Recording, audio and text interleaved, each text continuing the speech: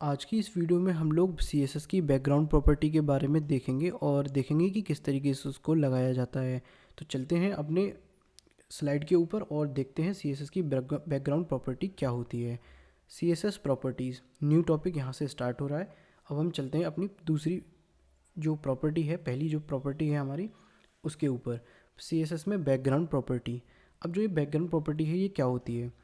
Background property is use to define background effect on element, यानी कि किसी भी टैग या एलिमेंट के ऊपर जो हम बैकग्राउंड इफेक्ट लगाने के लिए बैकग्राउंड प्रॉपर्टी का यूज़ करते हैं। फॉर एग्ज़ाम्पल, मान लीजिए आपके पास कोई एक टेक्स्ट है, आपने लिखा हुआ है दिस इज़ अ माउस, ठीक है। अब उस this is a mouse line जो आपने लिखी है, एक वर्ड जो लिखा है या 2-3 शब्द जो आपने लिखे हैं, इसके बैकग्राउंड में आप कलर करना चाहते हो या बैकग्राउंड में कोई इमेज लगाना चाहते हो या बैकग्राउंड को बहुत ही लाइट रखना चाहते हो या बैकग्राउंड के अंदर कोई कलर रिपीटेटिव कलर लगाना चाहते हो, तो वो आप कर सकते हो CSS की बैकग्राउंड प्रॉपर्टी को यूज़ करके। तो हमारे पास there are 5 background properties that affect the HTML element, यानी कि 5 तरीके की बैकग्राउंड प्रॉपर्टी हैं हमारे पास जिससे हमारे HTML के एलिमेंट अफेक्ट होते हैं। पहली बैकग्राउंड प्रॉपर्टी क्या है? बैकग्राउंड डैश कलर, फिर उसके बाद कॉलन लगाया हुआ है, उसके बाद लिखा हुआ है एक line, the background colour property is use to specify the background colour of the element. इसका मतलब ये है कि जो बैकग्राउंड कलर है हमारा, तो ये जो बैकग्राउंड कलर की प्रॉपर्टी है ये क्या करती है? बैकग्राउंड के अंदर कलर प्रोवाइड करती है।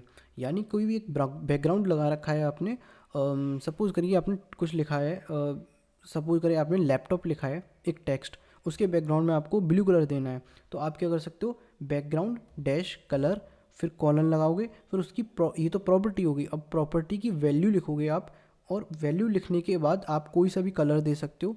और अभी हम देखेंगे कि किस तरीके से उसको करना है प्रैक्टिकली, उसके बाद हम देखेंगे कि किस तरीके से आगे बढ़ना है, ठीक है। तो सबसे पहले ये कह रहा है कि बैकग्राउंड कलर कैसे अप्लाई करते हैं, तो ये you can set the background colour like this, यानी आप किस तरीके से बैकग्राउंड कलर को अप्लाई करेंगे अपने CSS के अंदर। तो उसको करने के लिए आप क्या करोगे? प्रॉपर्टी है बैकग्राउंड डैश कलर, जो आप ग्रीन कलर में देख सकते हो, जो लिखा हुआ है बीच में फर्स्ट नंबर के पॉइंट के बाद जो ग्रीन कलर का जो लाइन लिखी है, उसमें आप ध्यान से देखो तो इसमें क्या लिखा है? बैकग्राउंड डैश कलर कॉलन, उसके बाद लिखा हुआ राइट प्रॉपर्टी वैल्यू हियर। ये जो बैकग्राउंड डैश कलर लिखा है और उसके बाद जो कॉलन लगाया हुआ है, एक पॉइंट ऊपर एक पॉइंट नीचे, इसको कॉलन बोलते हैं, ठीक है। और एक पॉइंट ऊपर और एक कॉमा नीचे लगाते हैं, उसको सेमी कॉलन बोलते हैं, ठीक है, जो कि लास्ट में लगाया हुआ है। तो देखो बैकग्राउंड कलर आपने लिखा, अब ध्यान रखना प्रॉपर्टी है ये CSS की, तो बैकग्राउंड डैश कलर आपको लिखना है, यही एक तरीका है लिखने का, ठीक है। तो अगर आप इसमें स्पेस दे दोगे या डैश नहीं लगाओगे तो ये एक इनवैलिड प्रॉपर्टी मानी जाएगी, ये गलत प्रॉपर्टी है और ये सही प्रॉपर्टी नहीं है, तो बैकग्राउंड कलर अप्लाई नहीं होगा। तो ज़रूरी ये है कि इसको जो सिंटेक्स है उसी को फॉलो करें आप। बैकग्राउंड डैश कलर लगाया हुआ है तो बैकग्राउंड डैश कलर, फिर कॉलन लगाएंगे, then write property value here के अंदर इस जो मैंने लिखा हुआ राइट प्रॉपर्टी वैल्यू हियर, इसकी जगह पर आप क्या करोगे? प्रॉपर्टी की वैल्यू दोगे आप। अब ये कैसे देनी है, चलिए इसको करके देखते हैं प्रैक्टिकली। तो हम क्या करेंगे, जल्दी से आएंगे अपने VS कोड के ऊपर और अब हम यहाँ पर एक काम करते हैं। मैं एक काम करता हूँ, HTML की एक फ़ाइल बना लेता हूँ जल्दी से, और एक न्यू फाइल बना लेता हूँ। यहाँ पर मैं लिखूँगा, एक मिनट, हाँ मैं एक न्यू फाइल बनाता हूँ।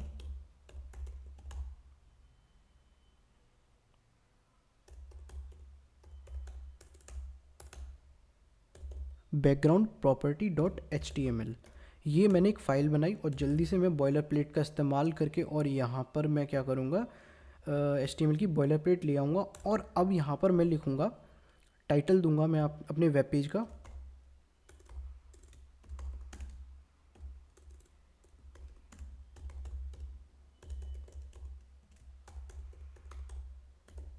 ठीक है। मैंने यहाँ पर टाइटल दे दिया है अपने वेब पेज का। अब आप यहाँ पर देखो, मैं यहाँ पर क्या करूँगा कि सपोज करो मैं एक डिव ले लेता हूँ, डिवीज़न। ये जो, अगर आपको डिव भी समझ में नहीं आ रहा है कि डिव क्यों यूज़ हो रहा है यहाँ पर और डिव का मतलब क्या है, तो इसके लिए मैं अलग सेपरेट वीडियो बना दूँगा। ये HTML का ही एक पार्ट है, तो मैंने HTML की सीरीज़ में इसलिए इसको नहीं इंक्लूड किया था ताकि ये डिव जो है CSS के साथ में ज़्यादा अच्छी तरीके से आपको समझा पाऊँ।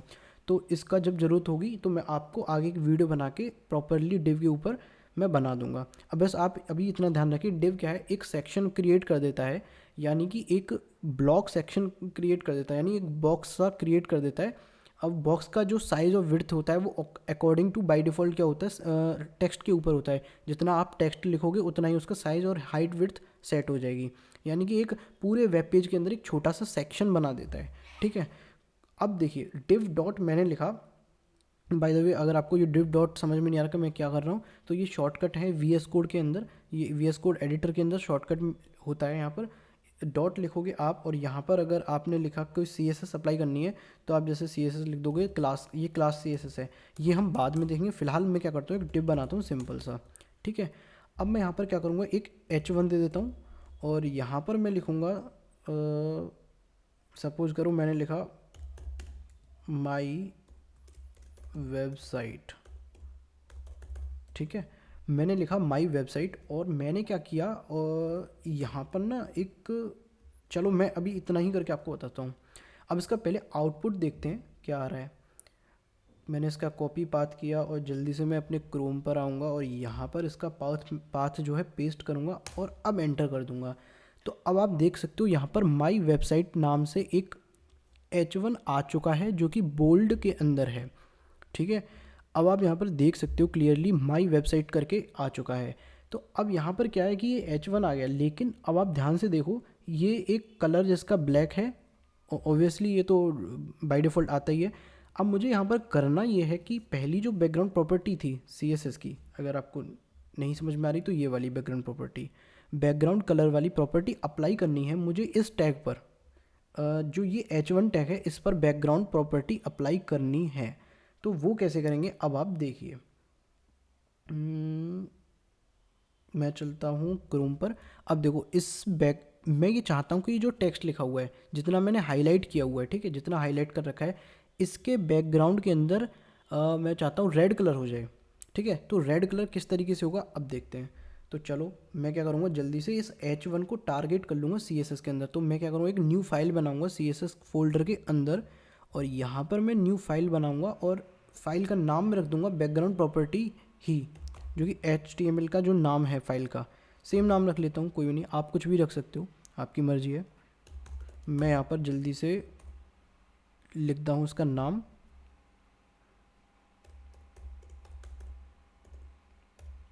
Background property dot CSS।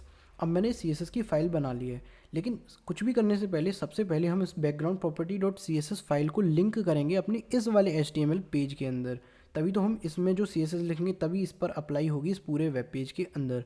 तो लिंक करने के लिए आपको पता है हैशटैग क्लोज से पहले और हैशटैग ओपन और क्लोज के बीच में आप कहीं पर भी लिख सकते हो, तो मैं प्रेफर करता हूँ हैशटैग क्लोज से पहले। तो जल्दी से मैं यहाँ पर लिंक टैग लगाऊंगा, और लिंक करके मैं relation is equals to style sheet और href is equals to double quote के अंदर, ये तो आपको लिखना ही लिखना है। ठीक है, और कुछ नहीं लिखना, बस आपको इतना लिखना है लिंक, और उसके अंदर एट्रीब्यूट देना है rel is equals to style sheet, और ये कैपिटल में नहीं होना चाहिए, ये यहाँ पर आपको विदाउट स्पेस और स्मॉल लेटर में ही होना चाहिए। ये एक बाय डिफ़ॉल्ट लिखना होता है, कह सकते हो आप इसको, एक मैंडेटरी है, इसके बिना आपकी CSS की फ़ाइल इंक्लूड नहीं होगी। इतना लिखने के बाद जो href आएगा, href का मतलब है, मैं बार बार आपको बता रहा था पिछली वीडियोस में भी, href यानी कि जहाँ पर आपकी CSS की फ़ाइल है उसका पाथ। तो हमारा CSS की, हमारी जो CSS है वो कहाँ पर है, इस वाले CSS फोल्डर के अंदर बैकग्राउंड प्रॉपर्टी डॉट CSS नाम से फाइल है। तो हम क्या करेंगे, CSS लिखेंगे और स्लैश लगाएंगे। CSS के बाद स्लैश इसलिए लगाया क्योंकि CSS एक फ़ोल्डर है, उसके स्लैश लगाने के बाद जो फाइल का नाम आता है, फ़ोल्डर के बाद जब हम पाथ लिखते हैं, तो अगर आपको नहीं पता तो मैं आपको बता दूं कि अगर फ़ोल्डर के अंदर फाइल होती है कोई, तो पहले फ़ोल्डर का नाम लिखते हैं, उसके बाद स्लैश लगाते हैं, ताकि उस फोल्डर के अंदर आ पाएँ हम। और अंदर आएंगे तो हम यहाँ पर देख सकते हैं बैकग्राउंड प्रॉपर्टी डॉट CSS हमारी फ़ाइल है। अब हमने इसको इंक्लूड कर दिया है। अब हम क्या कर सकते हैं, इस वाले H1 को टारगेट कर सकते हैं। तो चलो मैं यहाँ पर क्या करता हूँ, एक क्लास दे देता हूँ। चलो आप कहते हो कि बार बार नेम राउट, उससे नेम से आप कर देते हो, तो चलो हम यहाँ पर एक क्लास यूज़ कर लेते हैं, और मैं यहाँ पर लिखूँगा कलर क्लास। ठीक है, मैंने एक कलर क्लास दे दी। अब मैं यहाँ पर इसका कलर क्लास को कॉपी कर लूँगा जो क्लास का नाम मैंने कलर दिया है उसको कॉपी कर लूँगा और यहाँ पर आऊँगा और अब मैं इस पर अप्लाई करूँगा CSS। अब ध्यान रहे हम क्लास पर CSS अप्लाई कर रहे हैं, तो यहाँ पर हम लगाएंगे डॉट, फिर उसके बाद क्लास का नेम लिखेंगे, फिर क्या करेंगे हम ओपन कर्ली ब्रेस और क्लोजिंग कर्ली ब्रेस, ये लगाने के बाद इसके अंदर आएंगे। अब हम यहाँ पर कोई भी प्रॉपर्टी यूज़ कर सकते हैं CSS की। तो हमने कौन सी प्रॉपर्टी देखी थी सबसे पहले, बैकग्राउंड कलर की प्रॉपर्टी। तो देखो बैकग्राउंड मैं पूरा लिखता हूँ, बैकग्राउंड डैश कलर, फिर उसके बाद आपको कॉलन लगाना है। ये एक वे है, तरीका है, और ये एक प्री डिफाइंड वे है, ये आपको चेंज नहीं करना है। आप यहाँ से स्पेस नहीं दे सकते हो, डैश नहीं हटा सकते हो, अंडरस्कोर नहीं कर सकते हो, कॉलन लगाना मैंडेटरी है। ये एक तरीके से रूल है, इस रूल को आपको फॉलो करना है। तो आपने अभी यहाँ पर क्या किया, देखिए बैकग्राउंड डैश कलर कॉलन इतना लिख दिया है। तो ये हो गया CSS की बैकग्राउंड की प्रॉपर्टी। अब प्रॉपर्टी के बाद उसकी वैल्यू होती है, हर एक प्रॉपर्टी की एक वैल्यू होती है। तो अब यहाँ पर एक सेमीकोलन लगा देते हैं ताकि ये लाइन पूरी टर्मिनेट हो जाए, और इस सेमीकोलन और डबल, ये जो सेमीकोलन है और ये जो कॉलन है, इसके बाद में यानी इन दोनों के बीच में हम इसकी प्रॉपर्टी की वैल्यू लिखेंगे। प्रॉपर्टी बैकग्राउंड कलर है और कॉलन से हमने प्रॉपर्टी और वैल्यू को सेपरेट किया, और वैल्यू हमारी क्या हो सकती है इसके अंदर, अब हम देखते हैं। तो देखो बैकग्राउंड डैश कलर कॉलन, अब यहाँ पर प्रॉपर्टी देनी है।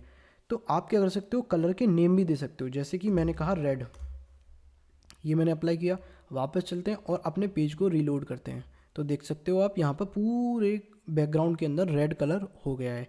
अब मैं चाहता हूँ इसका कलर चेंज कर दूँ, मान लीजिए मैंने किया पिंक, ठीक है, ये पिंक हो गया। अब मैं चाहता हूँ इसका कलर ब्लैक हो जाए, तो ब्लैक हो जाएगा। तो देख सकते हो आप, ये ब्लैक हो गया। अब आप ये कहोगे कि जो टेक्स्ट लिखा है वो दिख नहीं रहा है, क्यों, क्योंकि उसका भी कलर ब्लैक है। तो ब्लैक के ऊपर ब्लैक लिखोगे तो दिखेगा नहीं ऑब्वियसली। तो उसके लिए हम क्या कर सकते हैं, इस वाले को कलर दे सकते हैं। तो देख सकते हो आप यहाँ पर मैंने बैकग्राउंड कलर तो दे दिया ब्लैक, ठीक है। अब ध्यान रहे, मेरी बात ध्यान से समझना, मैंने यहाँ पर स्पेस छोड़ा है आपको समझाने के लिए, बट आपको स्पेस नहीं छोड़ना है कहीं पर भी। ये जो आपने सेमीकोलन लगाया है, जस्ट बाद प्रॉपर्टी की वैल्यू लिखने के बाद सेमीकोलन लगाओगे आप, ठीक है। अब मैं क्या कर सकता हूँ, जो आप यहाँ पर देख सकते हो, क्योंकि यहाँ पर उसका जो H1 का जो है, जो फॉन्ट का कलर है वो ब्लैक है, तो इसलिए ब्लैक के ऊपर ब्लैक नहीं दिख रहा है। अब मैं इसका वाइट कर दूंगा फॉन्ट का कलर, किस तरीके से, कलर लिखूंगा, ठीक है, वाइट। अभी आप बाद में देखिएगा ये कलर वगैरह प्रॉपर्टीज़, फिलहाल अभी आप देख सकते हो। तो बैकग्राउंड कलर आपको दिख गया कि ये वाइट वाले फॉन्ट कलर के बैकग्राउंड में ब्लैक कलर हो गया है। अब आप यहाँ पर चाहते हो कि और भी कलर दे सकते हो, जैसे कि मान लो मैंने क्या कहा कि मैं यहाँ पे ना बीज कलर देता हूँ, ठीक है, और आप देख सकते हो बीज कलर आ गया है। और अगर आप यहाँ पे ऑरेंज कलर देना चाहते हो, सपोज करो ऑरेंज कलर देना चाहते हो, तो वो भी आप दे सकते हो। ओके मिनट, एक मिनट, स्पेलिंग, ठीक है जी, अब ऑरेंज हो चुका है। लेकिन एक तो आप 3 तरीके से इसमें बैकग्राउंड कलर दे सकते हो। पहला तरीका तो नाम से हो गया, आपको नाम पता है तो वेल एंड गुड। और अगर आपको स्पेसिफिक कलर चाहिए या फिर शेड चाहिए कलर की, तो आप क्या कर सकते हो, 2 तरीके और हैं। एक हैक्स कलर दे सकते हो और एक RGB वैल्यू के थ्रू दे सकते हो। हैक्स कलर से आप दे सकते हो, हैक्स कलर मतलब होता है हैश टैग लगा के उसके बाद 6 डिजिट का एक कोड होता है, उस कोड से कलर कोडिंग होती है। अगर आपको नहीं पता तो इसके बारे में एक अलग सेपरेट कभी वीडियो बना दूंगा, नहीं तो आप जाके और भी यूट्यूब पर देख सकते हो। तो इसमें क्या होता है, हैक्स कलर की वैल्यूज़ होती हैं, हैक्स वैल्यूज़ होती हैं, उसको आप यहाँ पर यूज़ कर सकते हो स्पेसिफिक कलर। अगर आपको नहीं पता है तो किसी भी कलर का आप हैक्स कलर वैल्यू निकाल सकते हो with the help of Google, ठीक है। अब यहाँ पर क्या कर सकते हैं, जैसे कि मैंने हैक्स कलर की वैल्यू निकाली, मान लो मैंने क्या कहा, मैं चाहता हूँ यहाँ पे लाइट ग्रीन, ठीक है, मैंने क्या कहा, लाइट ग्रीन की हैक्स वैल्यू दे दो मुझे। मैं यहाँ पर हैक्स कलर या हैक्स कोड, यहाँ पर हैक्स कोड दे दो और इसको सर्च कर लो गूगल पे। अब देखो यहाँ पर देख सकते हो आप, ये आ चुका है। तो देखो हैश टैग के बाद 1 2 3 4 5 6 डिजिट की एक वैल्यू होगी, जिसमें डिजिट होंगी और एक करेक्टर होगा, ठीक है। ये बदला जा सकता है, अलग अलग आप इसको खेल सकते हो, बट मैं अभी फ़िलहाल आपको इतना दिखाता हूँ। हैक्स वैल्यू से आपने हैक्स वैल्यू को कॉपी किया और अब आप यहाँ पर नेम की जगह पर उस हैक्स वैल्यू को पेस्ट कर दोगे। और यहाँ से मैं एक्स्ट्रा स्पेस हटा देता हूँ जल्दी से। और हैश टैग आपको ज़रूरी है, मैंडेटरी है, नहीं लगाओगे तो ये कलर नहीं चलेगा, ठीक है। और हैशटैग लगाओगे तो कलर एक प्रॉपरली कलर आएगा। अब देख सकते हो अब यहाँ पर लाइट ग्रीन का कलर आ चुका है हैक्स के वैल्यूज़ की तरफ से। अगर मैं चाहता हूँ कि लाइट ग्रीन का हैक्स कलर की जगह पर मैं RGB कलर दे दूँ, RGB होता है रेड ग्रीन ब्लू कोड, ठीक है। अगर मैं RGB वैल्यूज से भी देना चाहता हूँ तो इसका RGB कोड होता है, देखो ये रहा, ठीक है। तो मैं यहाँ पर क्या करूँगा, जल्दी से यहाँ पर आऊँगा अपने कोड पे और यहाँ पर क्या लिखूँगा कि RGB लिखूँगा और यहाँ पर देख सकते हो पहले रेड है, फिर ग्रीन है और ब्लू है, तीनों के कॉम्बिनेशन से यहाँ पर क्या हो सकता है कि एक अलग अलग कलर की शेड बनती हैं। तो मैं क्या करूँगा, इन तीनों को हटा दूंगा और यहाँ पर इसको पूरे को रिप्लेस करके मैंने जो कॉपी किया है, ये देखो ये 0 to 255 तक हो सकते हैं यहाँ पे, ठीक है, डिजिट्स। तो ये इसका वैल्यूज़ है, मैंने थोड़ा चेंज कर दिया। अब आप यहाँ पर देख सकते हो, मैं इसका आउटपुट आपको दिखा देता हूँ। यहाँ पर देखो थोड़ा सा चेंज हो गया है। तो ये क्या कर रहा है कि हमने 3 तरीके देखे। पहला, किसी भी कलर के नेम से आप बैकग्राउंड कलर दे सकते हो या कोई भी कलर दे सकते हो। दूसरा, कलर के हैक्स वैल्यू से आप दे सकते हो कलर। और तीसरा, RGB वैल्यू से भी दे सकते हो, ठीक है। तो मोस्ट पॉपुलरली लोग ज़्यादातर हैक्स वैल्यूज़ ही यूज़ करते हैं, ठीक है। तो अब आपको ये समझ में आ गया होगा कि हैक्स वैल्यूज से हम कैसे बैकग्राउंड कलर दे रहे हैं। तो ये बैकग्राउंड डैश कलर कॉलन, ये हो गई बैकग्राउंड प्रॉपर्टी। और उस प्रॉपर्टी की, इस प्रॉपर्टी का जो वैल्यू है वो ये हो सकती है।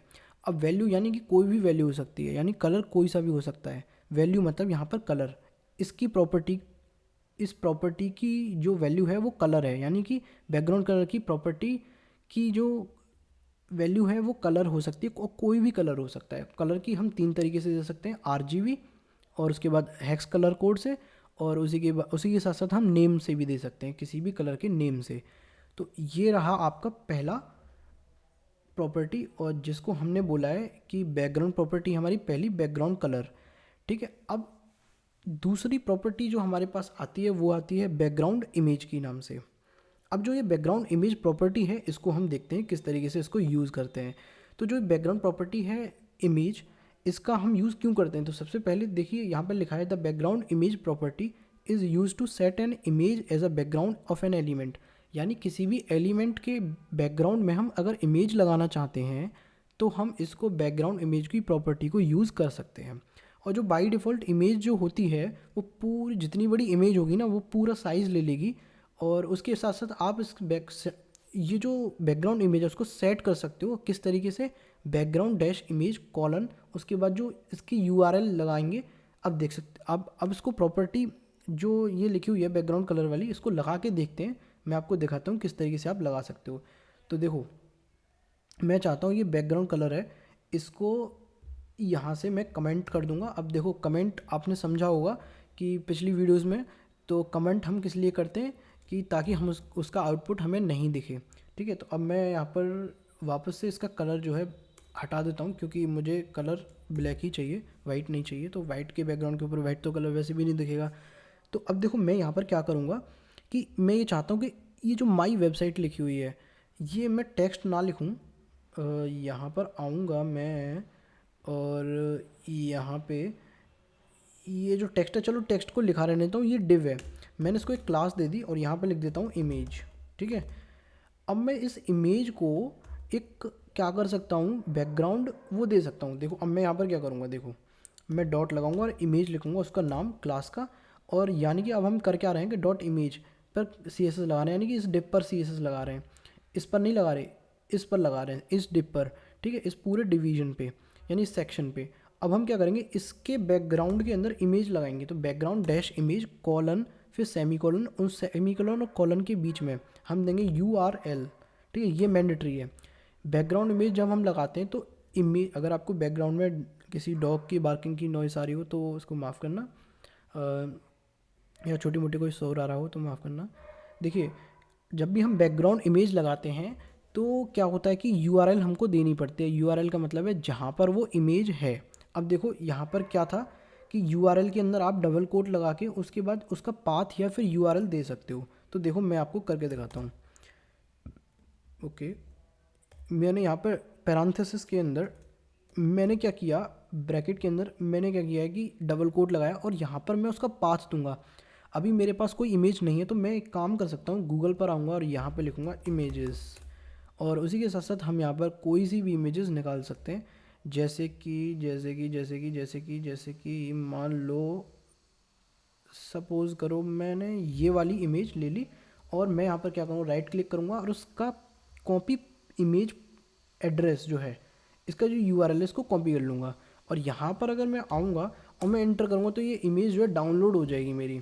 ठीक है, तो आप कर भी ये सकते हो कि एक तो इमेज डाउनलोड हो गई, अब मैं आपको उसको भी करके दिखाऊंगा, पर पहले इसका इसका करके दिखाता हूँ कि अगर आप किसी यूआरएल को देते हो, इंटरनेट से कोई यूआरएल मिल जाती है, फिर अगर आप उस यूआरएल को यहाँ पर दे देते हो, ठीक है, और ये मैंने इसकी पूरी यूआरएल दे दी है, आप यहाँ पर देख सकते हो यूआरएल के अंदर, डबल कोट के अंदर। अब वो वाली जो इमेज है वो जो इंटरनेट से आ रही है वो यहाँ पर आ जाएगी। अब ये आप देख सकते हो यहाँ पे कि ये जो इमेज है कि वो थोड़ी छोटी आ रही है। अब ऐसा क्यों हो रहा है? क्योंकि जो टेक्स्ट है बाय डिफ़ॉल्ट, मैंने आपको क्या बताया था, डिवीज़न जो होता है उसकी हाइट विड्थ अकॉर्डिंग टू होती है टेक्स्ट के, यानी जितना आप उसके अंदर कंटेंट डालोगे उसी के अंदर आपकी जो हाइट विड्थ है सेट हो जाएगी, यानी कि ये वेरिएबल है, जितना आप कंटेंट लिखोगे उतनी ही ज़्यादा हाइट विड्थ होगी। अब मैं यहाँ पर कर क्या सकता हूँ कि इसकी हाइट विड्थ बढ़ा सकता हूँ इस डिवीज़न की। तो इस इमेज के, ये इमेज क्या एक डिवीज़न है, अगर आप यहाँ पर देख सकते हो इमेज तो एक डिवीज़न है ना, ठीक है। तो अब मैं यहाँ पर क्या करूँगा, इसकी हाइट दे दूँगा, 1 मिनट, हाइट यहाँ पर दे देता हूँ सपोज 100%। अभी इसको बाद में देखेंगे, फ़िलहाल अभी आप यहाँ पर देखो तब भी नहीं आ रहा है, लेकिन अब इसकी हाइट को हम एडजस्ट कर सकते हैं, परसेंट में नहीं। मैं अगर यहाँ पर पिक्सल में दूंगा तो ये आ जाएगा। अब मैं इसको 500 पिक्सल दे देता हूँ, परसेंट इसीलिए नहीं आएगा, अभी मैं आपको बता दूंगा बाद में। यहाँ पर मैं थोड़ा और इसको बढ़ा दूंगा ताकि आपको समझा पाऊँ। इसकी हाइट को मैंने 1000 पिक्सल कर दिया। अब आप यहाँ पर देख सकते हो कि इमेज तो आ गई, पर प्रॉब्लम ये है कि इमेज रिपीट हो रही है। देखो, पहली इमेज सेम इमेज है, वो लेफ़्ट के अंदर भी है, राइट के अंदर भी है, फिर लेफ़्ट के अंदर राइट भी, यानी इमेज हॉरिजॉन्टली भी रिपीट हो रही है और वर्टिकली भी रिपीट हो रही है।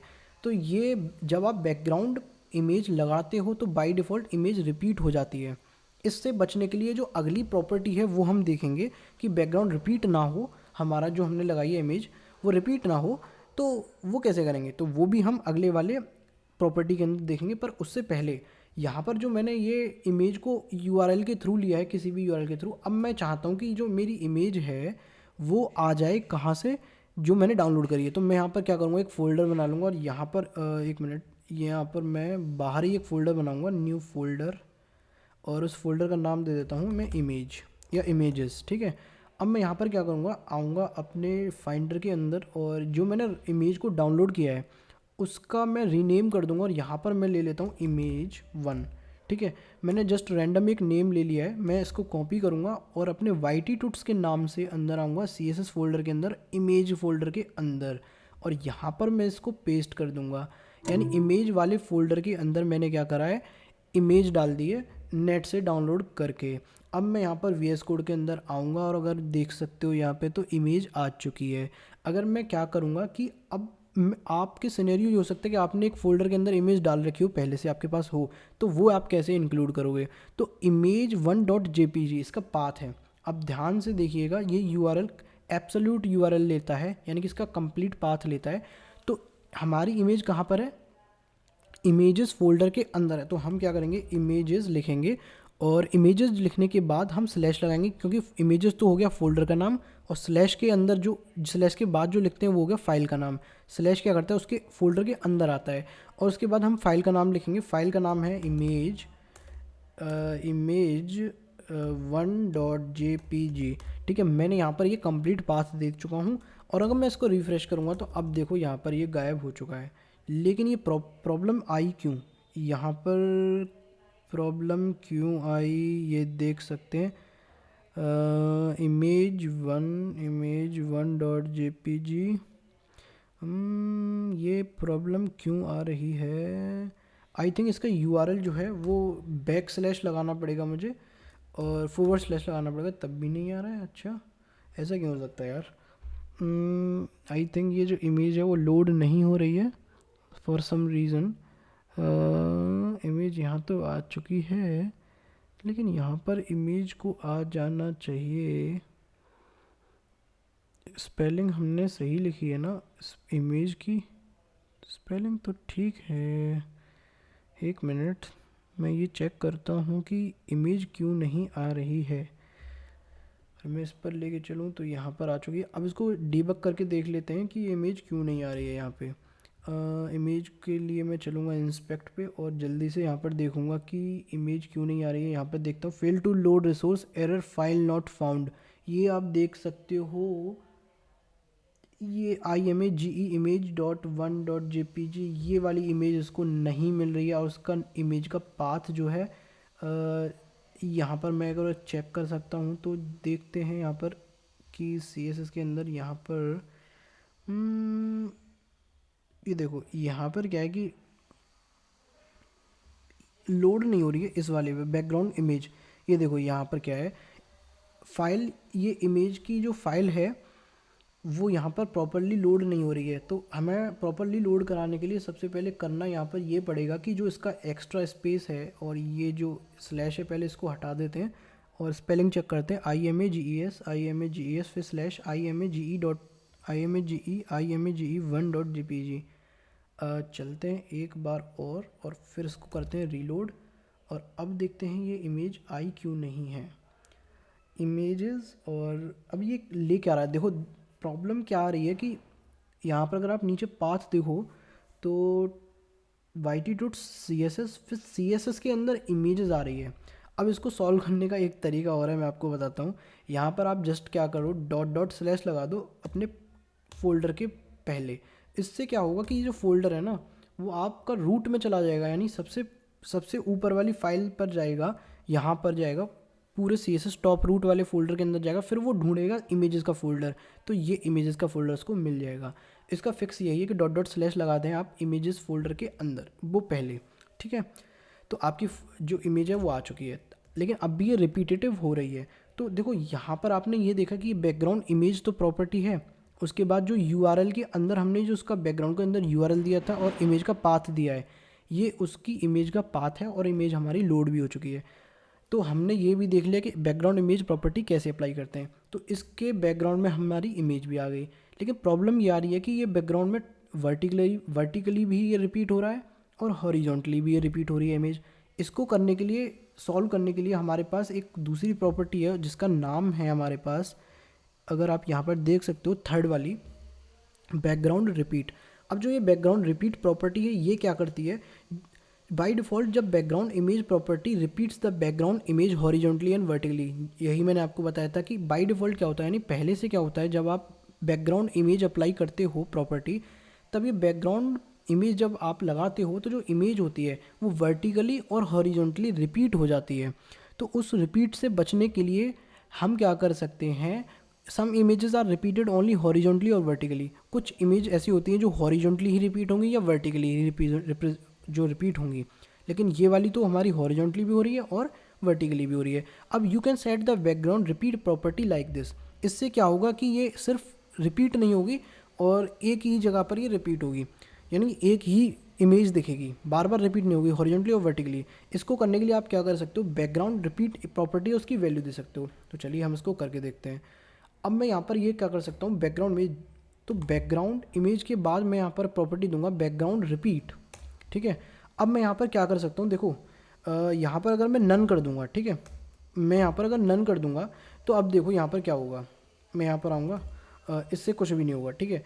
नन नहीं करना है, एक मिनट, एक्चुअल में यहाँ पर आप क्या कर सकते हो, नो रिपीट, ठीक है। ये आपको वैल्यू देनी है, बाय डिफ़ॉल्ट ये वैल्यू नहीं अप्लाई होती है, ये आपको देनी पड़ेगी एक्सप्लिसिटली, यानी कि आपको लिखना पड़ेगा नो डैश रिपीट। इसके अंदर से अगर ये स्पेस हटा दूंगा, ये सॉरी डैश हटा दूंगा तो ये वैलिड नहीं है, इनवैलिड हो जाएगी। मुझे लिखना ऐसे ही है, नो रिपीट, और ये स्मॉल लेटर में ही लिखना है। CSS आपको पूरी स्मॉल लेटर में ही लिखनी होती है, ठीक है। अब आप ध्यान से देखिएगा, नो डैश रिपीट लिखा। अब मैं अगर इसका बैकग्राउंड रिपीट को हटा दूँ, रिफ़्रेश कर दूँ पेज, तो बैकग्राउंड रिपीट हट जाएगा। क्यों? क्योंकि हमने क्या कहा, रिपीट ना करो, नो रिपीट। हमने क्या करा कि इस इमेज पर जो इमेज हमने बैकग्राउंड लगाई थी उसको हमने ये कहा कि बैकग्राउंड रिपीट क्या कर दो, नो रिपीट, यानी कोई भी रिपीटेशन ना हो बैकग्राउंड का, ठीक है। अब यहाँ पर क्या होगा कि ये जो बैकग्राउंड रिपीट है कॉलन लगाया हमने, ये एक प्रॉपर्टी है और उसकी प्रॉपर्टी की वैल्यू दे दी नो रिपीट और सेमी कॉलन। अब उसकी दूसरी भी प्रॉपर्टी है, सपोज करो रिपीट एक्स। एक्स क्या करेगा, ये करेगा आपका हॉरिजॉन्टली रिपीट। अब अगर आप देखोगे तो ये हॉरिजॉन्टली रिपीट हो जाएगा। वैल्यू उसकी जो थी, हमने अगर हॉरिजॉन्टली करनी है हमको रिपीट, है ना, हमको वर्टिकली नहीं करनी है, सिर्फ हॉरिजॉन्टली रिपीट करनी है, तो हम रिपीट एक्स लगा देंगे। और अगर आपको वर्टिकली रिपीट करनी है तो आप रिपीट वाई लगा दोगे, ठीक है। तो ये रिपीट हो जाएगी वर्टिकली।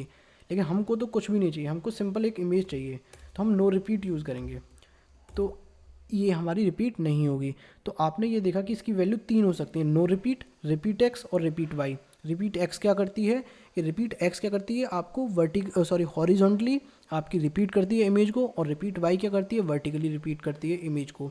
और जो नो रिपीट है वो क्या करता है, अगर रिपीटेटिव इमेज हो रही है हॉरिजॉन्टली या वर्टिकली या हॉरिजॉन्टली, उसको हमको एक इमेज ही दिखाएगा, रिपीट नहीं करेगा। तो आपने ये वाली प्रॉपर्टी भी सीख ली। तो बैकग्राउंड प्रॉपर्टी कौन सी है, बैकग्राउंड रिपीट प्रॉपर्टी है, और उसकी वैल्यू हमने 3 में से कोई भी आपका जो बैकग्राउंड के अंदर लगाना है वो आप यहाँ पर सेट कर सकते हो। अगर सिनेरियो ये है कि आपकी रिपीटेटिव लगानी है वेबसाइट के अंदर, तो आप रिपीट एक्स कर सकते हो या रिपीट वाई कर सकते हो। अगर आपको नहीं लगानी है, रिपीट नहीं करनी है इमेज, तो नो रिपीट कर सकते हो। अब हम चलते हैं दूसरी प्रॉपर्टी की तरफ, जो कि हमारी फोर्थ प्रॉपर्टी है। और फोर्थ प्रॉपर्टी हमारी पास जो है वो ये आएगी, बैकग्राउंड अटैचमेंट प्रॉपर्टी। ये क्या करती है, जो बैकग्राउंड अटैचमेंट प्रॉपर्टी होती है, ये क्या करती है कि जो आपकी जो इमेज है, अगर आप किसी पेज को स्क्रॉल करोगे, मैं आपको दिखाता हूँ यहाँ पे, जैसे कि मान लो हमारे पास ये जो स्क्रॉल कर रहा हूँ, तो आप यहाँ पर देख सकते हो इमेज भी स्क्रॉल हो रही है साथ के साथ, ठीक है। अगर मैं ये चाहता हूँ कि ये इमेज फिक्स रहे और मेरा जो पेज है वो अगर स्क्रॉल होता जाए तब भी ये इमेज यहीं पर फिक्स रहे, तो मैं यहाँ पर क्या कर सकता हूँ, इसकी जो प्रॉपर्टी है इसको अप्लाई कर सकता हूँ। अब मैं आपको करके दिखाता हूँ ये क्या कह रहा है। अगर आप ये चाहते हो कि आपका जो ब्राउज़र की विंडो है या फिर जो आपका पेज है, अगर वो स्क्रॉल हो और आपकी इमेज स्क्रॉल ना हो, उसके साथ पेज के साथ इमेज फिक्स रहे और आपका पेज स्क्रॉल कितना भी हो जाए, अगर आप ऐसा करना चाहते हो तो आप बैकग्राउंड अटैचमेंट प्रॉपर्टी का यूज़ कर सकते हो। इसको यूज़ करते हैं और मैं आपको दिखाता हूँ इसका यूज़ कैसे करना है। तो देखो, मैं नेक्स्ट लाइन पे आऊँगा, बैकग्राउंड अटैचमेंट लिखूँगा और बैकग्राउंड डैश अटैचमेंट, और यहाँ पर मैं कर दूँगा फिक्स्ड इसकी वैल्यू जो है। और अब आप देखना, मैं इसको रीलोड करता हूँ। अब आप मैं देखो मैंने क्या करा, देखो ध्यान से देखो, राइट साइड में यहाँ पर मेरा माउस देखो, पेज स्क्रॉल हो रहा है लेकिन इमेज जो है वहीं की वहीं है, इमेज स्क्रॉल नहीं हो रही है, इमेज वहीं की वहीं है, ठीक है। तो अगर आपको इस तरीके से अपने वेबसाइट के अंदर कुछ इमेजेस लगानी है जो कि फिक्स्ड रहें, स्क्रॉल होने पर भी आपकी वेबसाइट के अंदर इमेज जो है फिक्स्ड रहे, तब आप इस बैकग्राउंड प्रॉपर्टी का यूज़ कर सकते हो। कौन सी, बैकग्राउंड पोजीशन का, सॉरी बैकग्राउंड अटैचमेंट का। अब इसकी जो वैल्यू है वो फिक्स्ड हो सकती है, और यहाँ पर अगर मैं आपको लोकल और स्क्रॉल हो सकते हैं, यानी कि अगर आपकी कोई फिक्स्ड पोजीशन है उसको स्क्रॉल कराना चाहते हो, बाय डिफ़ॉल्ट अगर नहीं है, अगर आपने स्क्रॉल नहीं लगा रखी है, अगर स्क्रॉल करना चाहते हो तो स्क्रॉल प्रॉपर्टी यूज़ कर सकते हो, अदरवाइज़ आप फिक्स्ड प्रॉपर्टी यूज़ कर सकते हो, ठीक है। अब लास्ट आपकी जो प्रॉपर्टी बचती है बैकग्राउंड की, वो हमारी आती है बैकग्राउंड पोजीशन की। अब मैं इसको करने से पहले बैकग्राउंड फिक्स्ड वाली प्रॉपर्टी को हटा देता हूँ, यानी कमेंट आउट कर देता हूँ, और अब मैं आपको जो ये वाली प्रॉपर्टी जो है बैकग्राउंड पोजीशन वाली, ये क्या कहती है कि जो आपकी बैकग्राउंड की जो इमेज है, यानी कि ये जो इमेज है मैं आपको दिखाता हूँ, ये इमेज जो है इसकी पोजीशन कहाँ होनी चाहिए, यानी कि लेफ़्ट में होनी चाहिए, राइट में होनी चाहिए, टॉप में होनी चाहिए, सेंटर में होनी चाहिए। अब इसको करने के लिए करना क्या पड़ेगा मुझे, कि इसको दिखाने के लिए आपको पहले जो मेरा डिव है, यानी कि जो इमेज है, ठीक है, इसकी जो हाइट है वो मैंने कर तो रखी है 1000 पिक्सल, मैंने विड्थ को भी करना पड़ेगा 1000 पिक्सल, ठीक है, ताकि आपको पता चले कि एक्चुअल में मूव हो रही है इमेज लेफ़्ट राइट और हॉरिजॉन्टली और टॉप बॉटम। इसको करने के लिए मैंने अब इसके अंदर बैकग्राउंड कलर भी दे देता हूँ, सपोज करो मैंने दिया ब्लैक। तो यहाँ पर क्या करूँगा, मैं आपको ये दिखाना चाहता हूँ कि बाय डिफ़ॉल्ट तो टॉप और लेफ़्ट में ये अलाइन होती है, यानी कि सबसे ऊपर कोने में ये जाके चिपक जाती है और वहीं पर ये रहती है। अगर इसकी आपको पोजीशन चेंज करनी है, यानी इमेज आप चाहते हो ये बॉटम में आ जाए, नीचे, ये ऊपर से नीचे आए, ठीक है, तो अब आप यहाँ पर क्या कर सकते हो, इस प्रॉपर्टी का अप्लाई कर सकते हो, और ये प्रॉपर्टी है आपकी बैकग्राउंड पोजीशन। तो background position property is use to define initial position of the background image. जो बैकग्राउंड इमेज की इनिशियल पोजीशन है उसको डिफाइन करने के लिए, यानी बताने के लिए कि उसकी पोजीशन कहाँ पर होनी चाहिए जो आपने इमेज लगाई है। बाय डिफ़ॉल्ट इमेज क्या होती है बैकग्राउंड की, प्लेस होती है टॉप लेफ्ट, सबसे ऊपर कोने में लेफ्ट में, ठीक है। You can set the following position, आप इन पोजीशंस, ये 5 पोजीशन आपको दे रखी हैं, पहली है centre, top, bottom, left, right. इन 5 पोजीशन में आप कोई भी पोजीशन अप्लाई करोगे तो आपकी पोजीशन अप्लाई हो जाएगी। तो बैकग्राउंड डैश पोजीशन लिखने का तरीका वही है, फिर कॉलन लगाना है, right any one from above given values, यानी इन ऊपर 5 गिवन वैल्यूज़ में से आप कोई भी वैल्यू दोगे तो ये अप्लाई हो जाएगी। अब इसको करके दिखाता हूँ मैं आपको। तो आप पहले यहाँ पर देख लो, ये बाय डिफ़ॉल्ट टॉप और लेफ्ट में आ रही है। अब मुझे चाहता है कि ये सबसे ऊपर से हट के नीचे आ जाए लेफ्ट के अंदर। तो मैं यहाँ पर क्या करूँगा कि CSS के पास चलूँगा और यहाँ पर मैं बोल दूँगा बैकग्राउंड पोजीशन, और मैं यहाँ पर बोलूँगा बॉटम, ठीक है। अब यहाँ पर अगर आप देख सकते हो स्लाइड के अंदर, तो ये बॉटम भी इसके साथ प्रॉपर्टी है। और अब मैं इसका आउटपुट अगर आपको दिखाऊँ यहाँ पे, तो अब देख सकते हो आप बॉटम आ गई लेकिन सेंटर के अंदर है, क्योंकि इसका जो साइज़ है वो मैंने 1000 ही पिक्सल कर रखा है। अगर मैं इसका साइज़ बड़ा कर दूं और ये प्रॉपर्टी अप्लाई कर लूं तब ये लेफ़्ट के अंदर भी चली जाएगी, ठीक है। तो मुझे बॉटम में मिल गई है इमेज। अब मैं चाहता हूँ ये सेंटर में आई इमेज, ठीक है, ये मैं चाहता हूँ सेंटर में इमेज आई। तो अब इसको करने के लिए हम क्या करेंगे, यहाँ पर आएंगे CSS के अंदर और बॉटम की जगह मैं सेंटर अप्लाई कर दूँगा, ठीक है। उन 5 प्रॉपर्टी में से आप कोई भी वैल्यू अप्लाई कर सकते हो। तो आप यहाँ पर देख सकते हो ऊपर से भी और लेफ़्ट से भी, राइट से भी और बॉटम से भी, सब जगह से मतलब बिल्कुल ही प्रॉपर स्पेस छोड़कर ये सेंटर में आ चुकी है। अगर आप इसको लेफ़्ट में अलाइन करना चाहते हो, तो अगर आप इसकी लेफ़्ट वैल्यू दोगे, यहाँ पर सेंटर सेट के लेफ़्ट दे दोगे, तो अब ये लेफ़्ट में आ जाएगी। अगर आप इसमें राइट दे दोगे तो ये राइट में पहुँच जाएगी इमेज, ठीक है। और इसका जो है टॉप से तो टॉप में होती है, तो मैंने आपको सारी वैल्यूज़ बता दी। अब मैं इसको फ़िलहाल सेंटर में करके दिखा देता हूँ आपको, ये जो है आ गई है। तो अब ये आपकी 5 बैकग्राउंड प्रॉपर्टी थी, माफ़ करना है बैकग्राउंड में नॉइस आ रहा होगा। तो ये आपकी 5 प्रॉपर्टी थी, ये सिर्फ बैकग्राउंड की प्रॉपर्टी थी 5, ठीक है। ऐसे ही हम धीरे धीरे और भी प्रॉपर्टीज़ देखते जाएंगे। काफ़ी सारी प्रॉपर्टीज़ हैं, आने वाली काफ़ी ज़्यादा वीडियो बन सकती हैं। आई थिंक 20 से ऊपर वीडियोज़ बनेंगी इसके अंदर, प्रॉपर्टीज़ के अंदर, है ना। तो इसको आप क्या करिए, थॉरली धीरे धीरे अप्लाई करके देखिए अपने हाथ से, और अपने हाथ से प्रोजेक्ट बनाइए धीरे धीरे, कोई छोटा सा अप्लाई करिए और प्रैक्टिकल करके देखिए, उससे ज़्यादा आपको समझ में आएगा। तो ये थी आपकी 5 बैकग्राउंड प्रॉपर्टी, पहली, दूसरी, तीसरी और चौथी और 5वीं, ये 5 बैकग्राउंड प्रॉपर्टी थी। अब आपने इनको सीख लिया है किस तरीके से, अब आप खुद से भी इसको अप्लाई करिएगा, तब आप देखिएगा किस किस तरीके से आप इसको प्ले कर सकते हो, अपने खेल सकते हो, इससे प्ले अराउंड कर सकते हो इनके सारी के साथ। और ये देख सकते हो जो मैंने बैकग्राउंड कलर प्रॉपर्टी बताई थी, इसमें हेक्स कलर, आप कहीं से भी किसी भी कलर का सर्च करके आप लगा के देखना तो कलर मिल जाएगा आपको। अब ये तो आपको पूरा समझ में आ गया होगा। तो आई होप आपको ये वीडियो अच्छी लगी होगी और ये समझ में भी आई होगी। फिर भी अगर कोई डाउट है तो आप कमेंट बॉक्स में पूछ सकते हैं, और मैं मिलता हूँ आपसे अगली वीडियो में। तब तक के लिए thank you so much and good bye.